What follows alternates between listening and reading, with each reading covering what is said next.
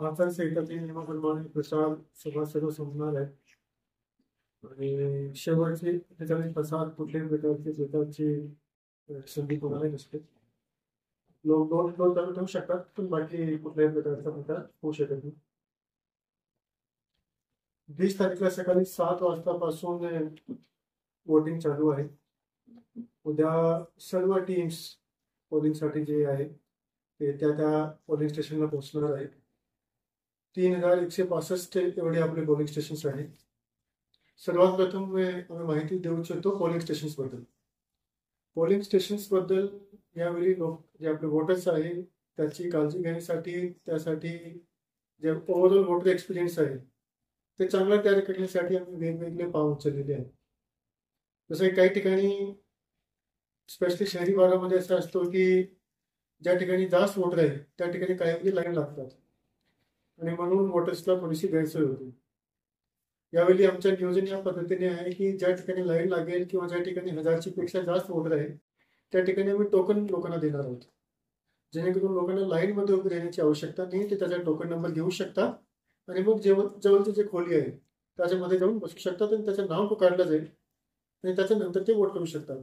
By chance त्याने नाव पुकारला आणि त्याने ऐकायला आला नाही आणि ते नंतर आले तरी सुद्धा त्याने प्रायोरिटीवर वोटिंग करण्याची संधी दिली जाईल. उद्देश असा आहे की लोकांना जास्त लाईनमध्ये उभे राहण्याची आवश्यकता पडली नाही पाहिजे.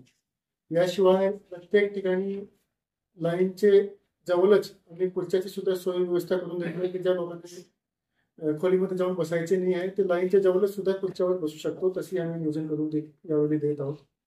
पाण्याची व्यवस्था, हेल्थ किट, इतर जे गोष्टी आहेत त्या प्रत्येक ठिकाणी उपलब्ध करून देत आहोत यावेळी.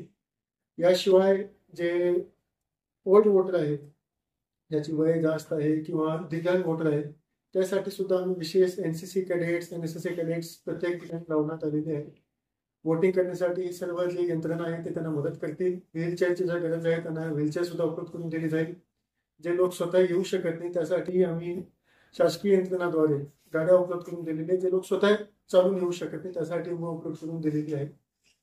शेवटी आमचा उद्देश आहे की लोकांना एकदम चांगल्या पद्धतीने खूप इझिली वोटिंग करता आलं पाहिजे, कुठल्याही प्रकारचा त्रास नाही झाला पाहिजे या पद्धतीने आम्ही पाऊल उचललेले आहे. आम्ही कंटिन्युअसली जे सर्व पोलिंग स्टेशन आहे ते वेबकास्टिंगद्वारे पाहत राहणार आहोत.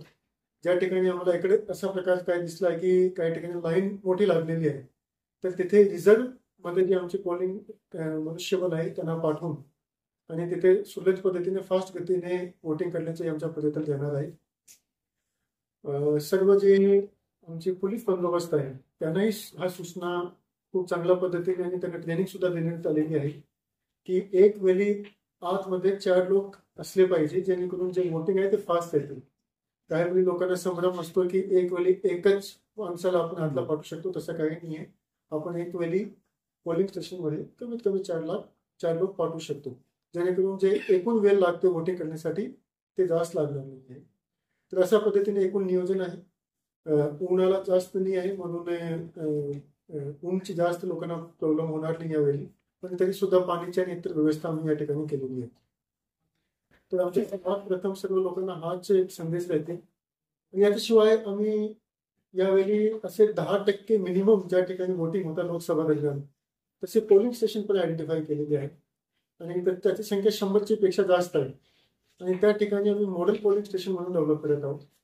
वेगवेगळी थीम्स, बांबूची थीम असेल, कोयना वॉटरची थीम असेल, गडकिल्ली असेल, तर वेगवेगळी थीम्सवर आम्ही मॉडेल पोलिंग स्टेशन उभे करत आहोत, जेणेकरून एक वोटरमध्ये ज्या ठिकाणी वोटिंग कमी असते त्याच्यामध्ये एक इच्छा असली पाहिजे की आम्ही जाऊन पाहू की आमचं पोलिंग स्टेशन कशा पद्धतीने शासनाने तयार केलं. तर तेही उपक्रम आम्ही हातात घेतलेला. याच्याशिवाय आमचे महिला बचत गटाचे जे टीम्स आहेत जवळपास 2000 टीम गठीत केलेली आहे, जे कंटिन्युअसली प्रत्येक कुटुंबाला जाऊन प्रत्येक 50 मागे एक टीम गठीत केली, जे मागचे शेवटचे 7 दिवसामध्ये कमीत कमी 3 वेळा प्रत्येक कुटुंबाला जाऊन भेट देतील. त्यांना सांगतील की तुम्ही घरी 20 तारीखला जाऊन वोट करा आणि त्याच पद्धतीने 20 तारीखला सुद्धा सकाळी 7 वाजता, दुपारी 1 वाजता आणि संध्याकाळी 4 वाजता 3 वेळा ते कुटुंबाला भेट करतील. ते सर्वांना सांगतील की तुम्ही जाऊन वोट करा. सर्व लोकांना प्रोत्साहन देणे, उत्साहन देणे आमचा उद्देश आहे की लोकांना बाहेर घेऊन वोट केला पाहिजे. की लोकांनी आमची अपील राहील की जर आपल्याला चांगली गव्हर्नन्स पाहिजे असेल तर तुमच्या मताचा जे हक आहे ते तुम्हाला राबवलं पाहिजे. तुम्हाला योग्य कॅन्डिडेट वाटतोय त्यांना तुमच्या मताचा मत देऊन आणि त्यांना निवडण्यासाठी तुम्हाला प्रयत्न केला पाहिजे. सर्वांची जबाबदारी आहे. प्रशासन त्याच्या स्तरावर जे काही गोष्टी आवश्यक आहे मतदान सुलभप्रमाणे करून घेण्यासाठी ते सर्व पाऊल उचलत आहे. पार्किंगची व्यवस्था सुद्धा प्रत्येक ठिकाणी ज्या ठिकाणी आवश्यकता आहे, ज्या ठिकाणी आपल्याकडे जागा नाही आहे त्या ठिकाणी एकदम जवळ तिथे असू शकतो तिथे पार्किंगची व्यवस्था करण्यात आलेली आहे. तिथे सॅनिटाईज पण लावण्यात आलेले आहे. तुम्ही एकदा जवळ आले तुम्हाला कळेल की कुठे पार्किंगची व्यवस्था आहे. तर याबद्दल सर्व काळजी आपण घेतलेली आहे. तर लोकांनी बाहेर यावा. 7 वाजतापासून वोटिंग चालू होईल. संध्याकाळी 6 वाजतापर्यंत वोटिंग चालू होईल 20 तारीखला आणि वोटिंग करावं. याशिवाय पैशाचा वाटप होऊ नये त्यासाठी आम्ही खूप मोठ्या प्रमाणावर मागच्या काही दिवसापासूनच काळजी घेतलेली आहे. याच्यामुळे यावेळी आतापर्यंत सर्वात जास्त सीझर्स साताऱ्यामध्ये झालेले आहेत.